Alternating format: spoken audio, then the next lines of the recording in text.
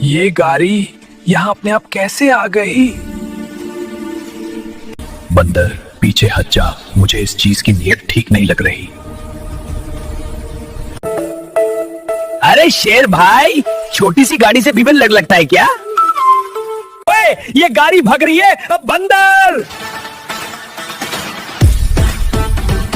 मुझे पता था, मैं रेस के लिए बना ही नहीं हूँ। शेर भाई, आज उल्टा भगना का फायदा समझ आ गया। बंदर, अगर मैं गिरा तो जिम्मेदार तुम हो। शेर भाई, ये गाड़ी के अलावा कोई और भी आ रहा है। उल्टी रेस अभी खत्म नहीं हुई।